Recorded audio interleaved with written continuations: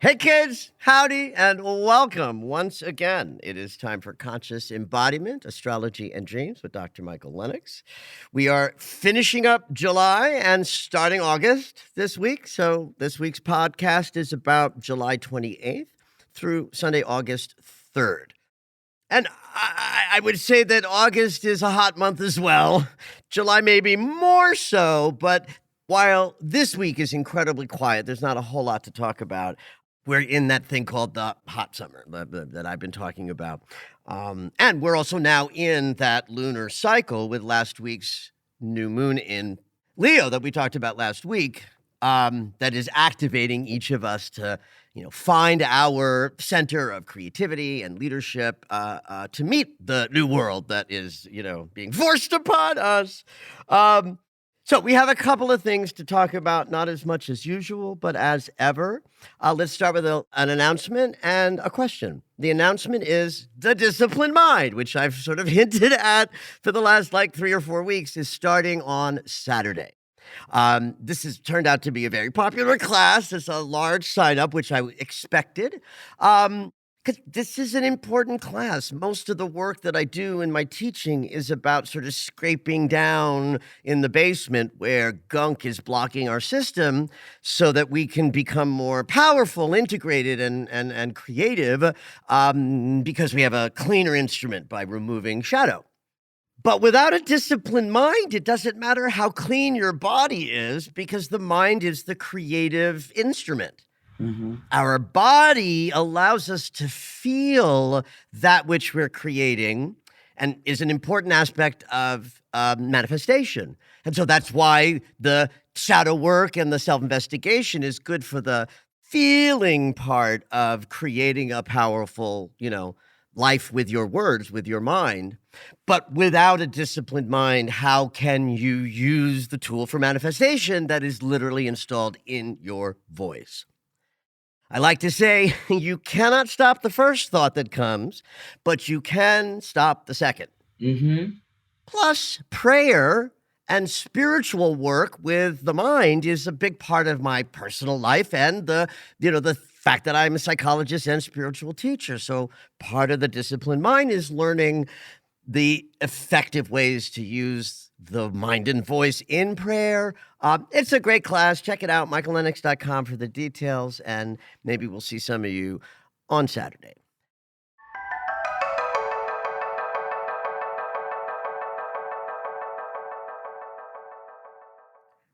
I thought this was an interesting question to ask, especially since Jupiter just changed signs. And while the question specifically talks about Jupiter and a transit specific to Bailey's chart, it still felt like a question I could answer in a general way for everybody. Bailey writes, "Hi, Michael and Zoe. I hope you're both making it okay in these rough waters we're in. I have maybe an overbroad question about transits through houses. I call these proximity transits, right? Not the geometrical angles that happen in transits, but like where it is in your chart. What area of your life is it proximal to? Why is it sometimes that a planet transiting a house hits you so hard," and she put that in all caps, "and then once it moves into the next house, it's whisper quiet? For example, when Jupiter transited my 6th house, I was the busiest I've ever been in my life, but its latest transit through my 8th house has been relatively uneventful. I feel intuitively that this may be too much of an, and in quotes, it depends question. But nevertheless, I'd love to hear your thoughts. Thanks as ever for the enlightening content. Wishing you the best, Bailey." Yeah, I like this question because they are different to consider transiting planets and the geometry that that planet will make to other planets in your chart. And in a reading, we might talk about, like, well, what house is that transiting planet in? Because that consciousness of whichever house the planet is in has that theme with it as it's transiting other planets in your chart. But there is the energy of just the planet in question moving through the house in question. Mm-hmm. Pluto crossed my ascendant back when I was like 39, 40 years old, which was when I had a death rebirth and an outrageous spiritual unfolding that sort of rocked my world at 39 and 40 and left me on the other side of it, sort of like this. But I had a lot of work I had to do to figure out how to breathe in the new mechanism that was downloaded, how to take what I got shown in this new. Anyway, Pluto transited my first house for the next 20 years so that all of the changes and transformations that were happening in my life were about self, me. And now Pluto is in my second house of what do I want? What do I value? And that's interesting because it sort of correlates to this period of time where my work is ready to meet a world that is in great change. And I desire that. I value that. I want that. Interestingly, Bailey's specific example was first Jupiter crossing her sixth house. Well, the sixth house is about daily routine, and Jupiter expands. So it makes sense that Jupiter in that house that reflects what you're doing every day would make your life very, very, very busy. So that's a kind of way to think about Jupiter, certainly, and that's why I'm answering this question, is because Jupiter has just moved into Cancer. That means you know what house, if you know your chart, is going to be impacted by Jupiter's largesse and expansion and confidence and optimism.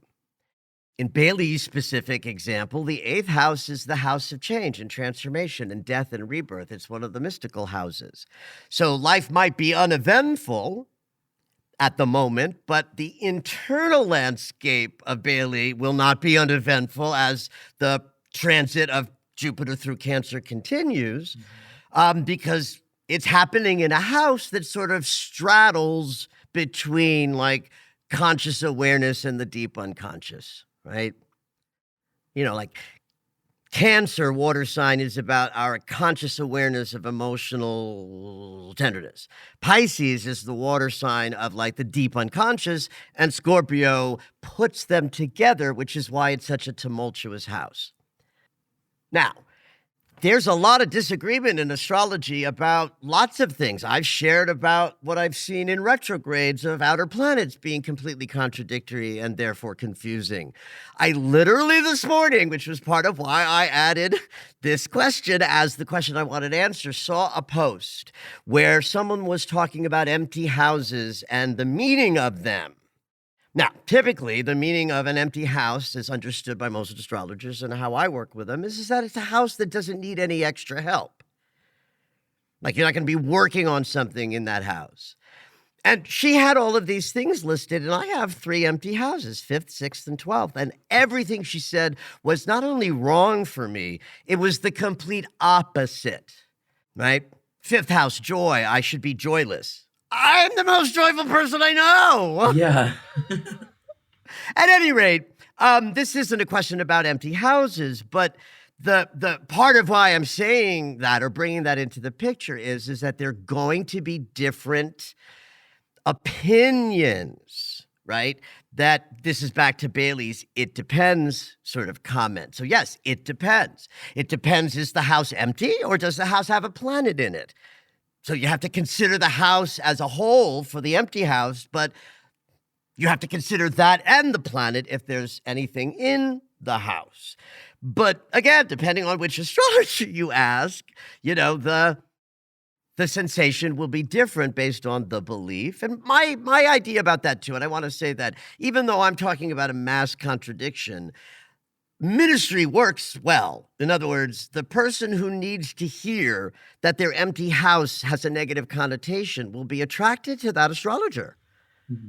And the person who needs to hear that it's neutral or fabulous on its own will be attracted to me. And I trust that as well. So to wrap up the question's answer is like, no. In other words, it's so individual. It depends on the planet. It depends on what's happening in the circumstances of life. Bailey's, example, there was a full year in between the Cancer crossing of her sixth and the eighth house now. So yes, it depends. And I'm just hoping that in you putting a quarter in, shoving my arm down like a slot machine and listening to the answer that came out, I hope all of you found some value in it. I don't always know, but this was my answer. Thank you for asking.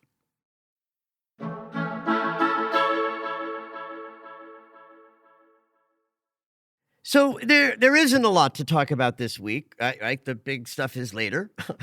Last week was similar, but as you well know, even if the planets are slimmer, doesn't mean that life isn't any, quieter, right?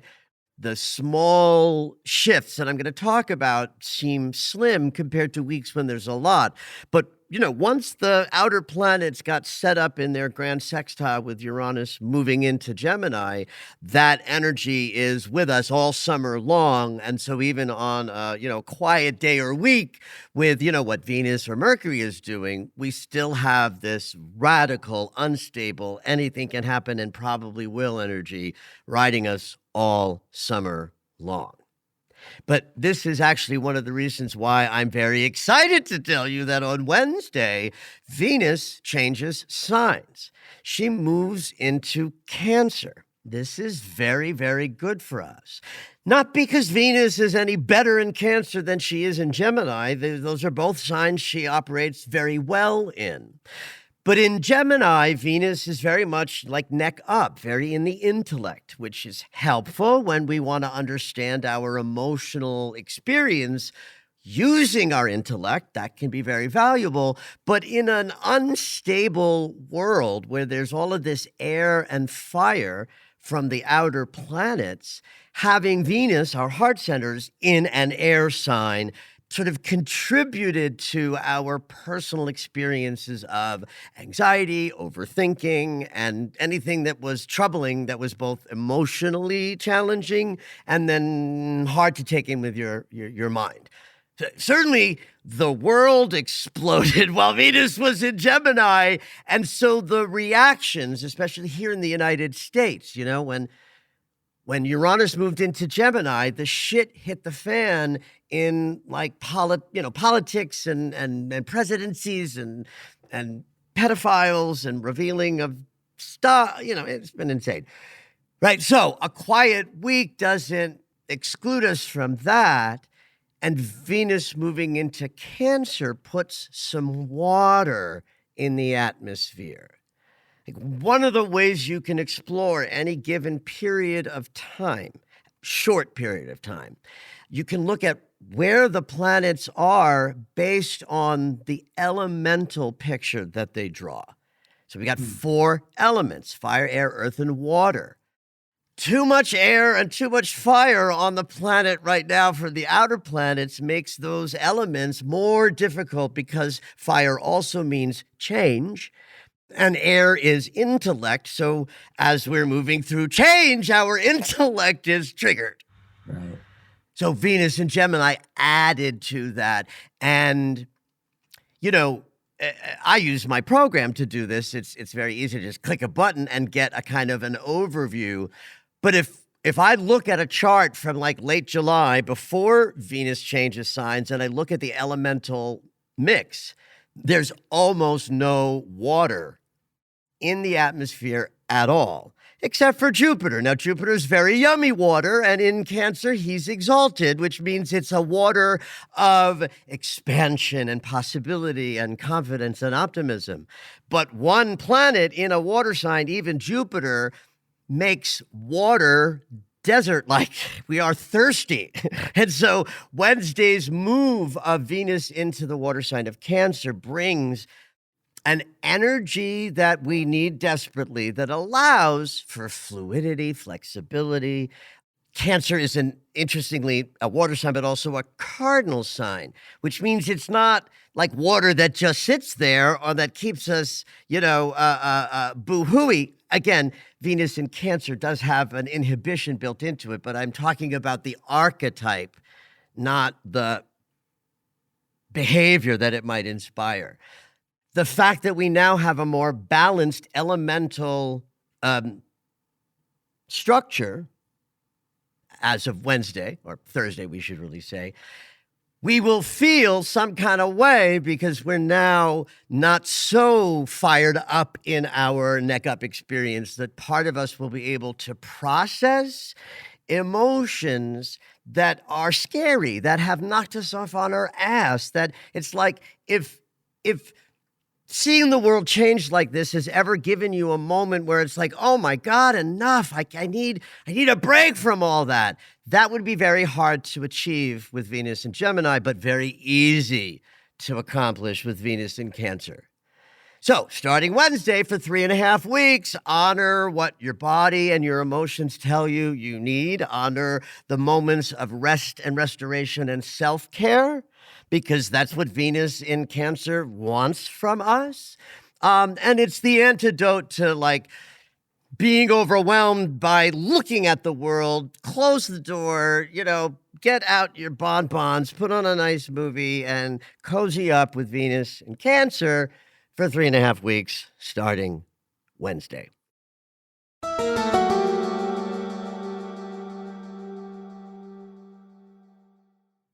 On Thursday, we hit the exact midpoint of Mercury's retrograde cycle in Leo. So I want to remind you that Mercury's current retrograde is tapping into what we learned from Mars's retrograde from Cancer to Leo, back to Cancer, and then into Leo again. Mars in Leo is about actively centering ourselves, physically attending to our creative impulses, sort of standing in our sense of leadership and power relative to who we are. Like my standing in my Leonian, light is not the same as Zoe's. Zoe does not chase the applause of the spotlight, though I'm sure you enjoy validation and being rewarded for your efforts and talents, yes?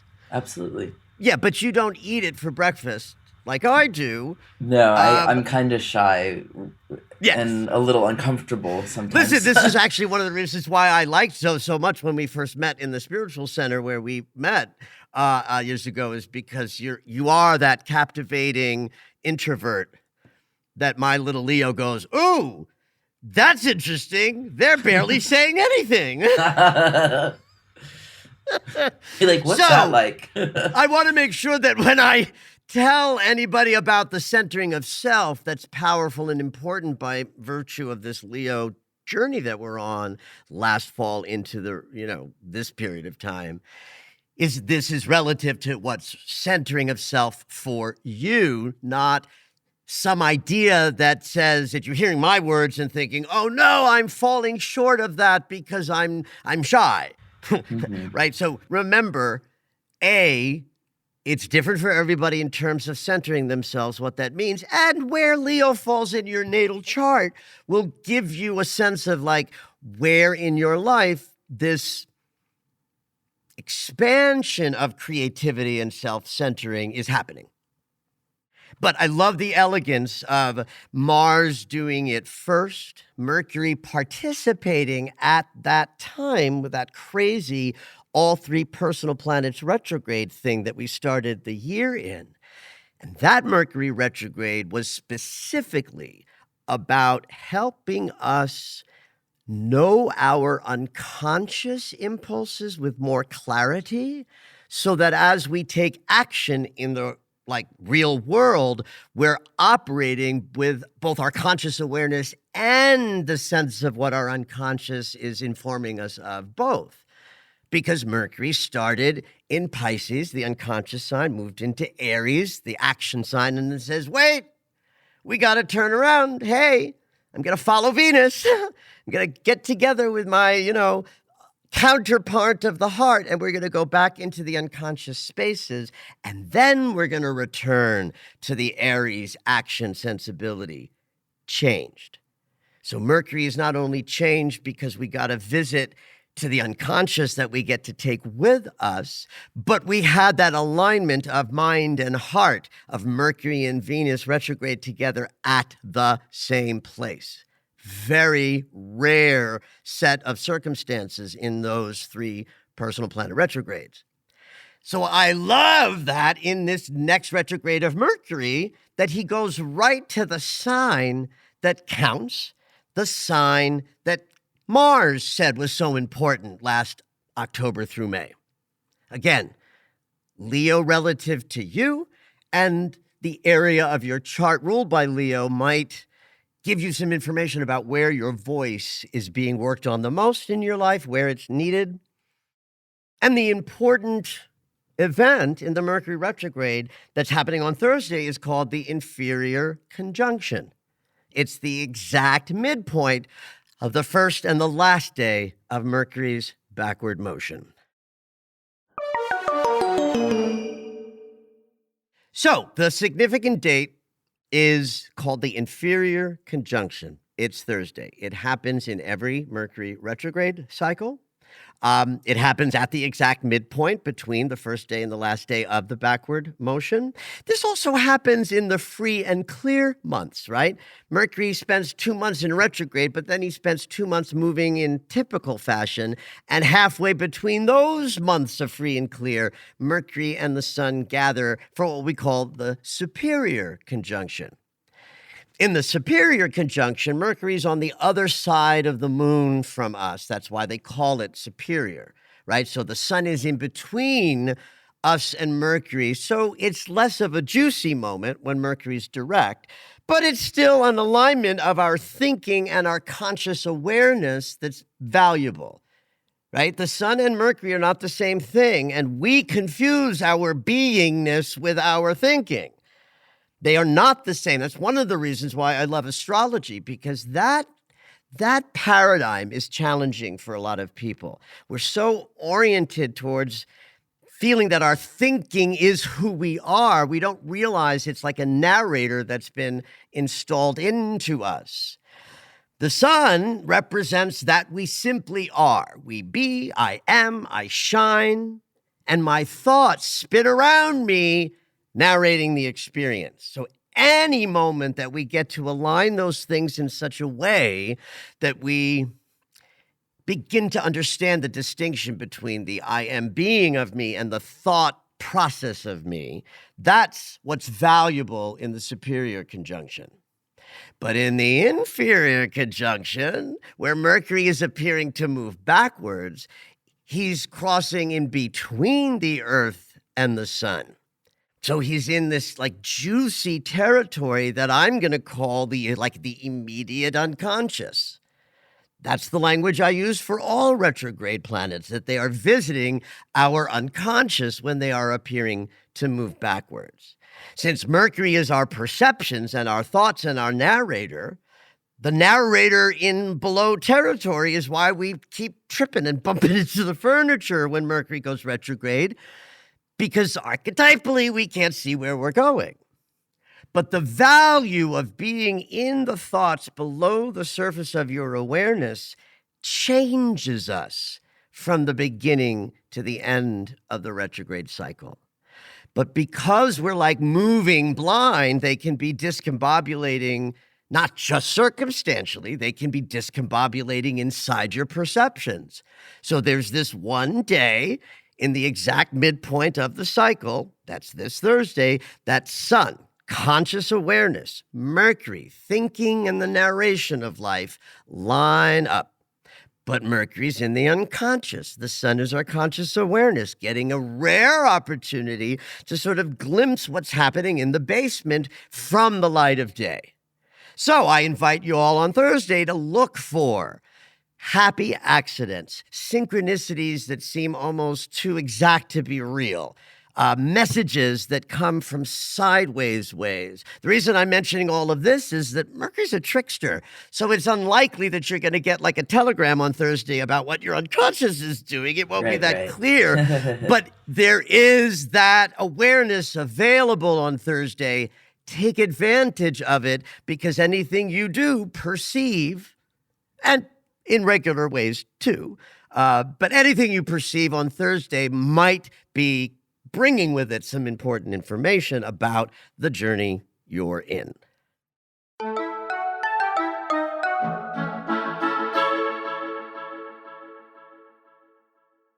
Now, Venus is going to give us quite a Friday. And Thursday and Saturday as well. It peaks on Friday. She's going to square Saturn and Neptune. So before I go into the sensation of that specific square, I want to remind you all that Saturn and Neptune, they're hanging around for a long time. They have very different orbits, so this can't stay forever. Saturn has a 30-year orbit and Neptune's is like 200 years.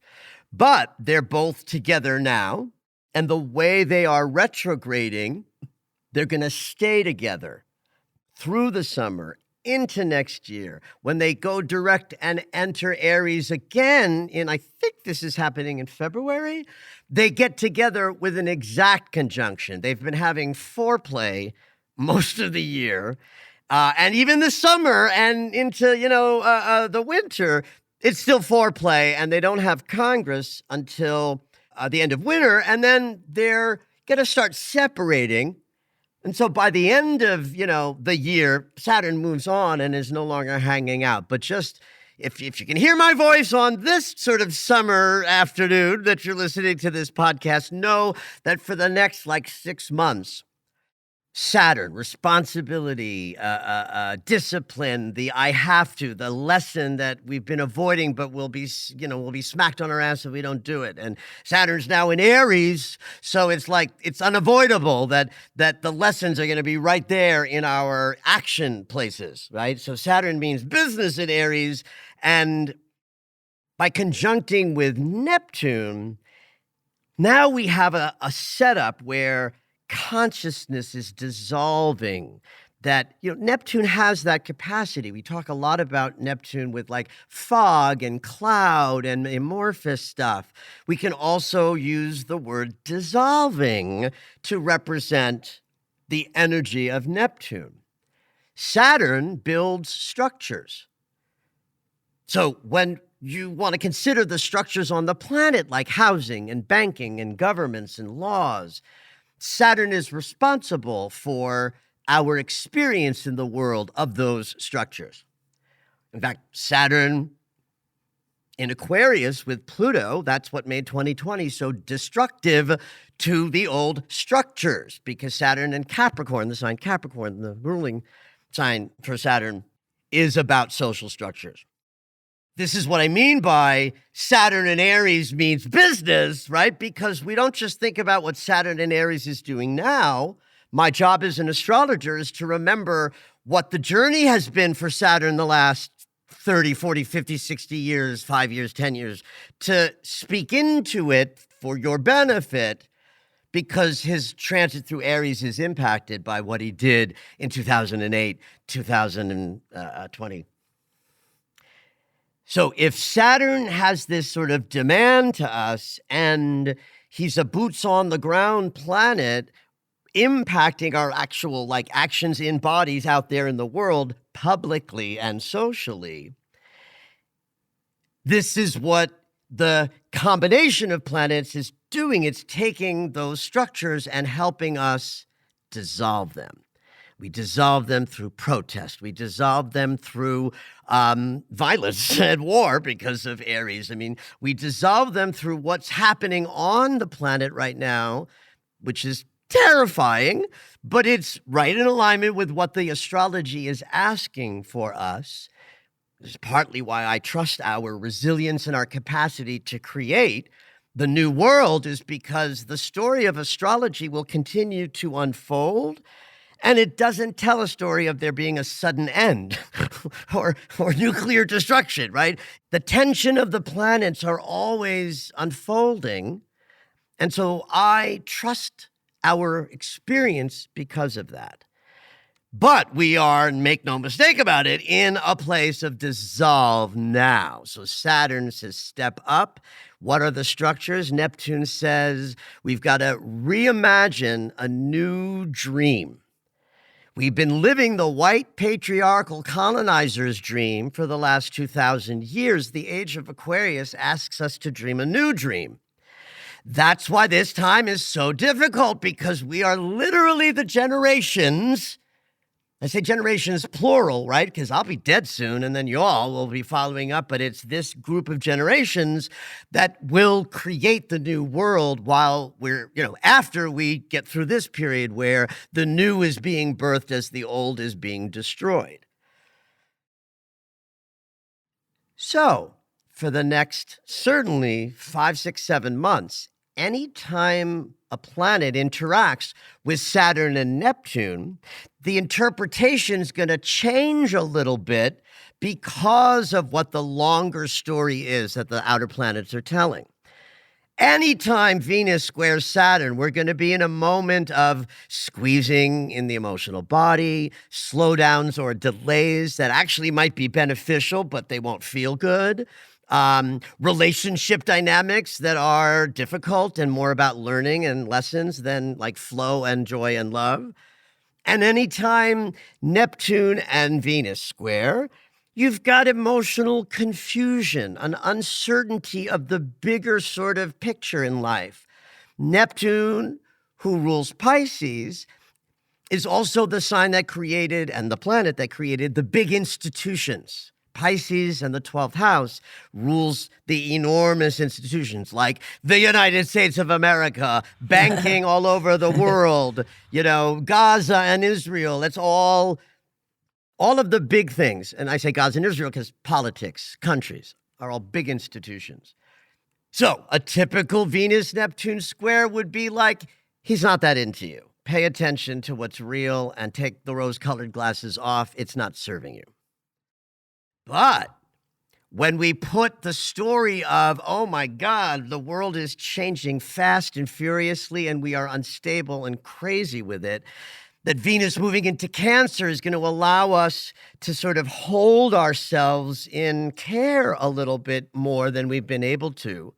But then 3 days later, that emotional body that we all carry with us is going to be forced to reckon with what's changing in a way that might make the end of this week into the weekend really uncomfortable.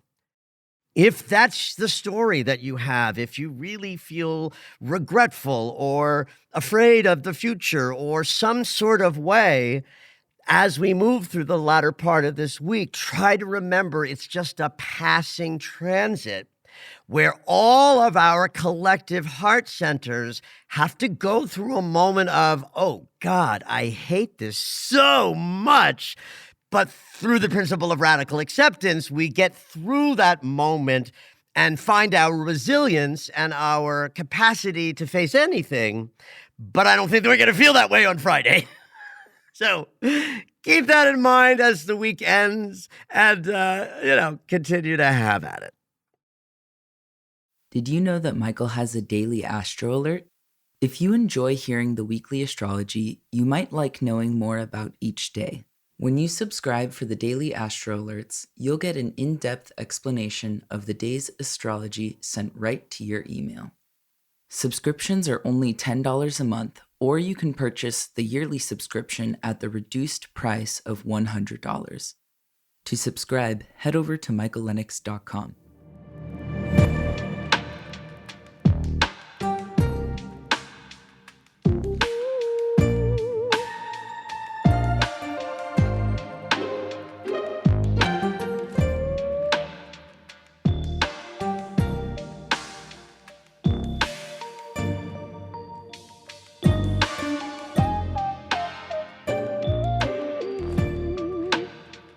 All right, it's dream segment time. Every week, Dr. Michael will interpret dreams that are sent in via email or take a live caller. If you would like your dream interpreted on the podcast, you can go ahead and email us at dreams@michaellennox.com. Hopefully your dream will make it onto the show.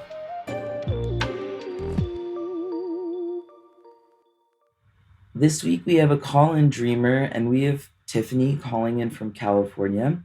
Hey, Tiffany, what you dreaming? Hi, Dr. Michael and Zoe. Hey. First of all, thank you. I love and appreciate the podcast and the work that you do. So I just wanted to say that. Thank you.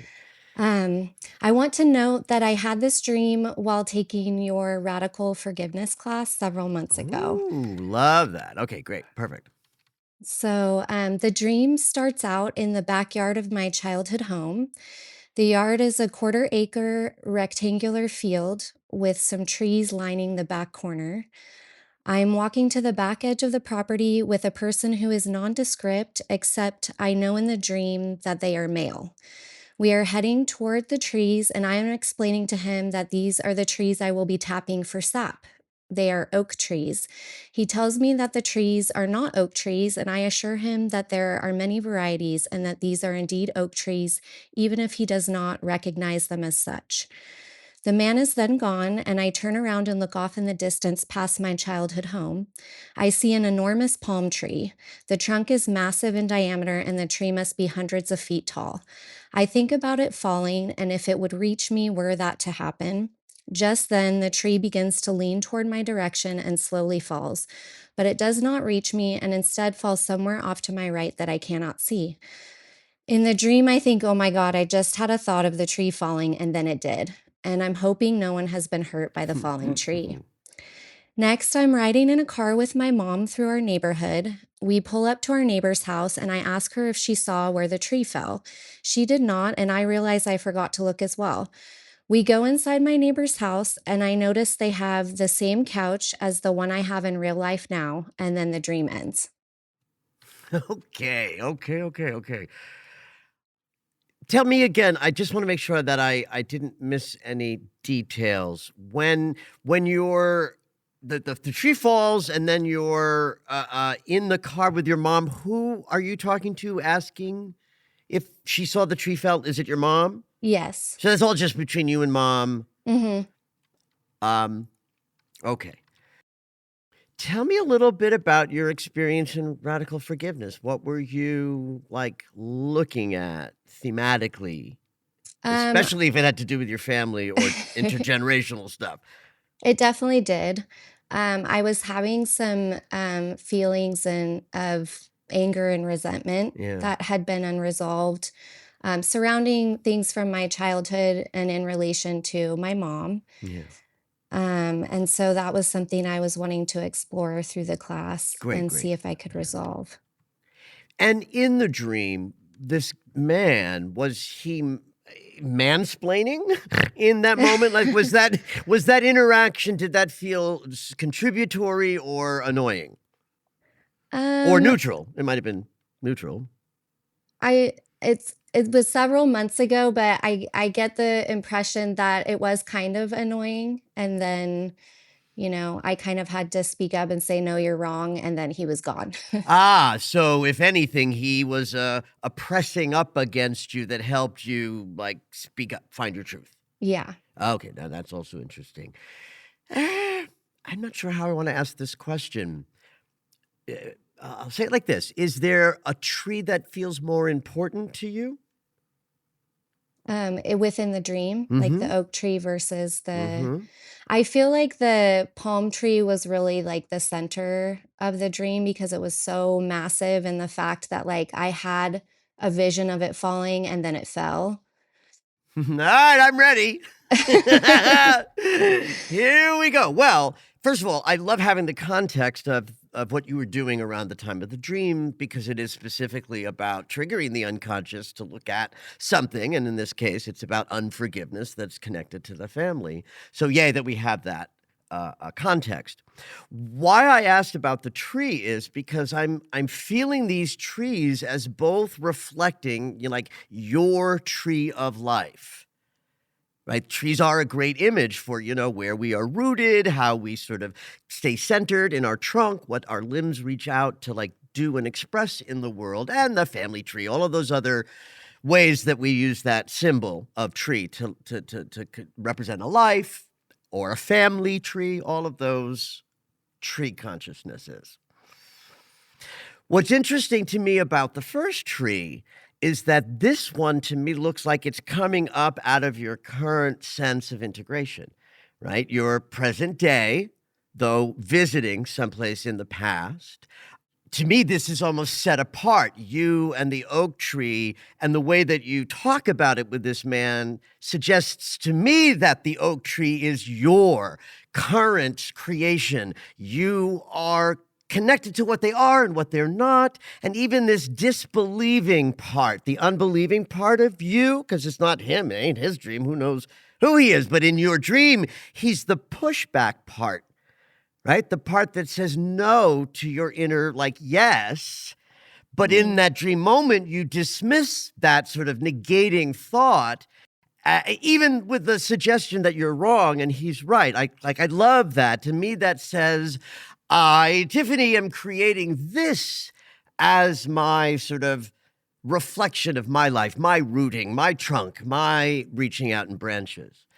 So, but it's in the back of your house. Right? Childhood home. Right. So we're now in the back of the house, which is outside. So it's public life. It's not interior of you if houses are self. So we're not in the inside of Tiffany. We're in the social experience of Tiffany. But that which is behind is more private. Nobody gets to go there unless they're invited to the barbecue. So in that regard, again, it feels like what you're constructing for yourself that's like behind the story. The childhood home is the story, and behind the house is the you behind the scenes working on. And in fact, you're creating something that is not only strong and rooted and powerful, it has sustenance to offer you. They're filled with sap, and you are going to take that sap and do something with it. Right? And then you dismiss him by owning the wisdom. That's why I asked if he was mansplaining. That's not oak tree, whatever it was. Then you're like, hey, there are many kinds. There are different, you don't know what you're talking about. So outside of then mansplaining, if we look at it as a conversation inside of you, what I love about the first half of the dream is you, the witness, are creating something powerful, and the part of you that would negate is no longer relevant. So then we go to a more direct expression that has to do with the direct intergenerational thing, because now you're in your mom in a car. Was she driving? Yes. Yeah, even better, right? It's her journey. Like, whose life are you driving through? Who's driving the car? Is it you or is it mom? And in this case, in the self-investigation, it's like, who have I been? Where have my life sort of taken me if I'm driving unconsciously, just utilizing the patterning that was installed there in my family of origin, specifically through the matriarchal line? Palm trees are flexible. They don't have strength of immovable center like oak trees do. Oak tree says, I know who the fuck I am, and you will have to walk around or sit under my shade, you're welcome, or partake of my sap, I will share with you. But the palm tree is like all the ways you had to bend in order to react to the way life, starting from the family life, was causing you to have to shift flexibly, easily to accommodate the circumstances that you were in. Great family tree to survive the windstorm of your childhood, but no longer necessary and certainly not powerful in terms of oak. So when then in the dream you get introduced to the power of creative thought, it's like a shock for a moment. But to me, the dream is saying, hey, Tiffany, this is how thought works. If you heal the resentments and the angers and you clean out your instrument more, through forgiveness, you then get put into a body that's as strong as an oak tree, that understands that words and thoughts are so powerful, you say, fell the tree is felled. Mm. Because that's really how powerful we are. And the only thing that gets in the way of that is our flexibility against things that are imagined or from the past, or not being strongly grounded with, a sense of knowing, thrive where we are.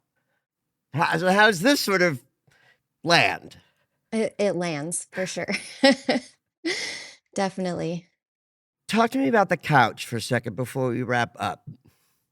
Right? You go inside. Yeah, inside of my neighbor's house.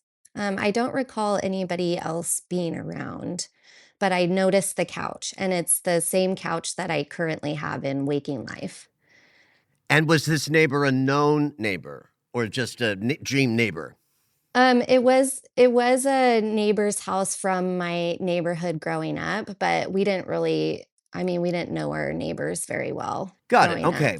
So what that speaks to me is the similitude of the couches is what taps the dream consciousness into your current life, right? Mm, The couch is where we rest, where we wait, right? The couch is mm, not movement, but it's, comfortable stillness.